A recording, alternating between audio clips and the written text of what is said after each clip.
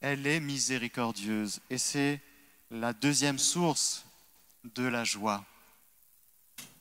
Croire en l'amour, et en particulier en la miséricorde pour nous, mais vérifier que nous sommes en communion les uns avec les autres. Être en communion, ce n'est pas être d'accord sur tout, avoir les mêmes opinions politiques, les mêmes opinions sur les questions liturgiques, sur les mêmes sur sur tout ce que vous voulez. C'est pas ça. Vivre de la communion, c'est choisir, de reconnaître que nos frères et sœurs nous sont donnés par le Seigneur et que nous sommes liés les uns aux autres par la mort et la résurrection de Jésus. On ne se connaît pas, Benji, hein? Mais on peut affirmer en toute vérité que nous sommes frères. C'est quand même incroyable, hein? C'est incroyable. Hein? Qui aurait cru qu'on serait dans la même, voilà, dans la même soirée, un jour en train de célébrer le Seigneur Jésus et la Vierge Marie. Je choisis de reconnaître que le Seigneur m'a uni en lui à Benji.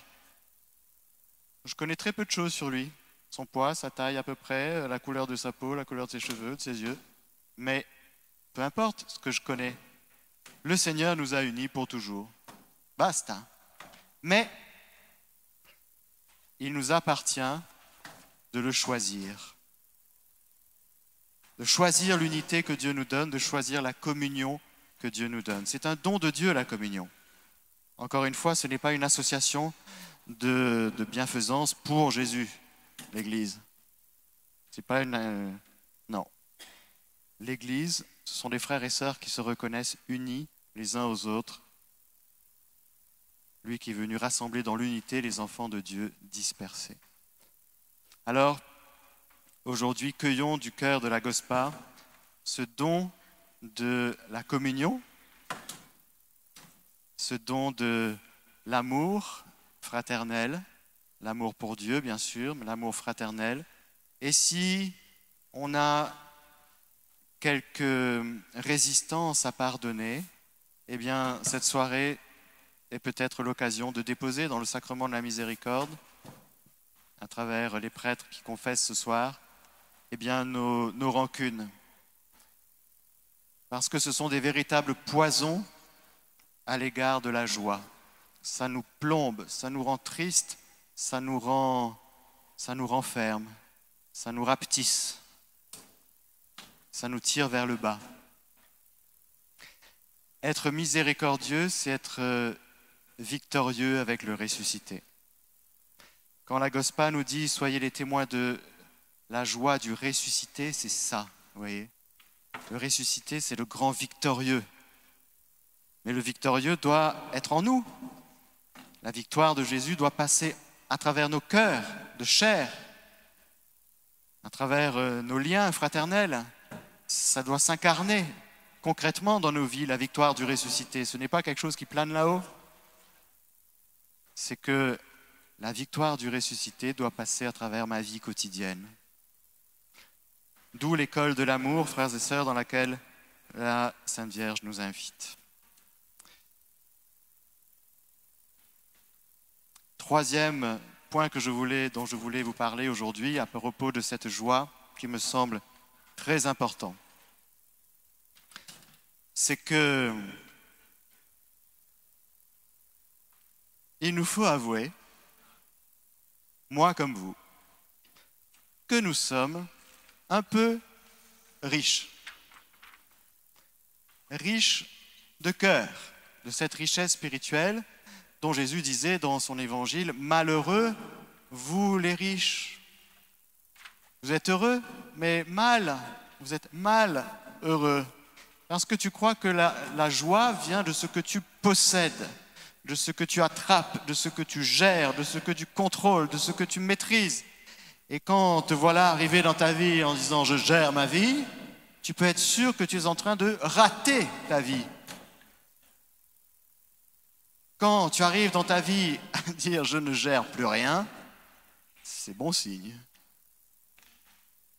Alors vérifions qu'il n'y a pas des zones, des points dans notre vie où nous sommes agglutinés, où nous gardons jalousement la chose.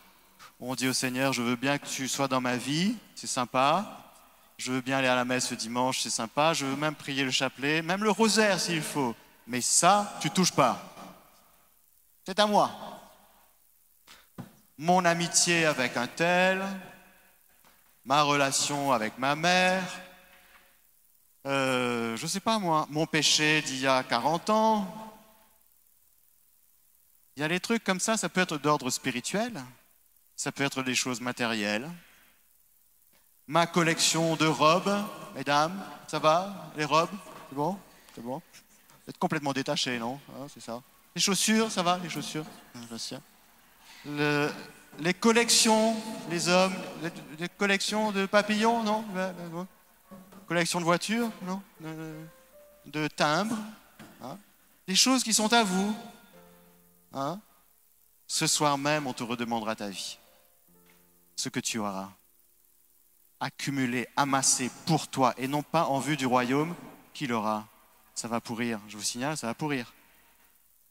Frères et sœurs, souvent on pense encore une fois et on se fait avoir parce qu'on est dans cette société matérialiste.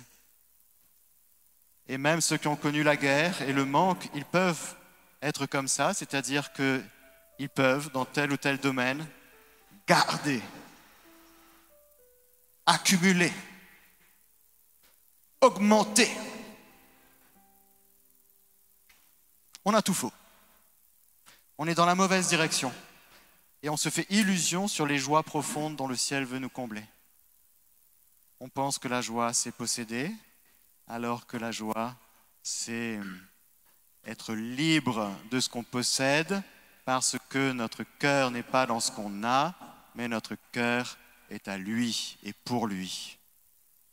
Heureux, vous les pauvres de cœur, le royaume des cieux est à vous. Et là, pour le coup, c'est pas, tu n'es pas loin du royaume. Quand tu es pauvre de cœur, tu es dans le royaume de Dieu. C'est-à-dire que quand tu lâches tes tristesses, parce que tu t'agrippes à tes tristesses, oui, même t'en rajoutes, tu écris sur les réseaux sociaux, tu racontes à tes copines, il faut que le monde entier sache ce qui te rend triste en plus. Tu fais quoi là? Tu travailles pour qui là? La tristesse, c'est une richesse. Le curé d'Ars disait, moi quand je suis triste, je vais me confesser de ma tristesse. Oui, parce que frères et sœurs, nous pouvons avoir évidemment des coups de mou, évidemment nous souffrons, évidemment nous connaissons la croix, mais il ne faut pas se laisser entamer, se faire piquer, voler par le gars du dessous, la joie. Le voleur de la joie, c'est le diable. Le donneur de la joie, c'est le Seigneur. Alors, c'est une école, frères et sœurs, parce qu'on ne connaît pas bien au départ. Et pour nous, on a mis ensemble malheur et... C'est fini? 5 minutes. Bonheur et ne pas souffrir. Vous comprenez, nous, ben voilà. Donc, quand je ne souffre pas, je suis heureux, et quand je souffre, je suis malheureux. C'est un peu comme ça, malheureusement. C'est pas ça du tout. La question n'est pas ça. La question, c'est je suis fait pour le bonheur, je suis fait pour aimer et être aimé. Et que quand j'entre dans cette école de l'amour, évidemment, je vais souffrir. Mais que la souffrance soit occasion pour nous d'aller plus loin dans l'amour, de grandir dans l'amour, et non pas de quitter l'amour. Parce que si je quitte l'amour, je quitte la joie. Si je garde l'amour au cœur même de mes souffrances, je garde la joie, et je vous garantis que dans la croix, il y a de la joie. Est-ce que ceux qui l'expérimentent peuvent... Est-ce que vous êtes d'accord ou pas? Oui? Amen. C'est Jésus, frères et sœurs. C'est Marie. Marie, elle est crucifiée avec son fils. Il y a le glaive qui la transperce son âme. mais il n'y a jamais en elle cette espèce de repli sur elle-même. C'est magnifique. Alors on va demander à la Vierge Marie aujourd'hui, ces cadeaux, que nous soyons libérés de ce qui nous empêche d'expérimenter la joie. Et je me disais aussi, bien sûr, et je conclurai par ça, parce que nous avons loué le Seigneur, c'est important de pratiquer évidemment de la prière et particulièrement l'action de grâce. Parce que quand on oublie de rendre grâce, eh bien, on tombe dans... on râle, quoi. On n'est pas content. Et là, tout va pas. Hein. Le climat, les frères et sœurs. Voilà. Alors que si on se met à rendre grâce, eh bien, on est dans la vérité. Parce que Dieu est bon, Dieu comble son peuple, Dieu nous bénit, il ne cesse de nous aimer. Et lorsque nous pratiquons concrètement l'action de grâce en disant au Seigneur, je te remercie Seigneur pour le train qui est en retard. Je te remercie Seigneur pour les pizzas qui tardent à venir alors que je dois faire un enseignement dans 5 minutes. Je te remercie Seigneur pour tous les détails. Je te remercie pour tel frère qui réagit comme ça. C'est très important, frères et sœurs, d'apprendre à réagir surnaturellement à tout ce que nous traversons dans notre quotidien. C'est comme ça qu'on grandit. Si on ne bascule pas en mode surnaturel, frères et sœurs, on va rater le royaume, tout simplement. On va désirer le royaume. Mais attention, frères et sœurs, ne soyons pas loin du royaume, soyons dans le royaume. Pour être dans le royaume et vivre du royaume, il nous faut naître d'en haut, naître d'eau et d'esprit. Alors on va demander à la Gospa, au Saint-Esprit aujourd'hui, de faire son œuvre puissamment en nous pour nous rendre plus heureux que nous ne le sommes. Nous le sommes déjà. Vous croyez que vous êtes aimés, frères et sœurs? Oui. Mais à 100% et pour toujours? Oui. Amen. C'est mieux qu'au début. Hein? Le deuxième, c'était quoi? La miséricorde. Vous avez tout pardonné? Vous êtes prêts? Vous voulez tout pardonner? Vous n'arrivez pas toujours, on est d'accord. Mais vous voulez bien? Vous êtes partant? Amen. Et le troisième point, c'était quoi? La richesse. Oui. Ah ben voilà. Hein. C'est vraiment une clé capitale. C'est la première des béatitudes, c'est elle qui donne le ton. Si on s'accapare quelque chose, frères et sœurs, on le perd. Un ami, mon ami. Ah ben là, tu es en train de le perdre. Voilà. Et voilà. Je suis désolé, mais si tu apprends à recevoir de Dieu toutes choses et tout être, tu ne seras jamais en manque et tu seras dans l'action de grâce toujours. Parce que tu n'essaieras pas de te récupérer sur un truc, mais tu resteras devant ton Dieu qui te comble sans cesse. Amen. Amen.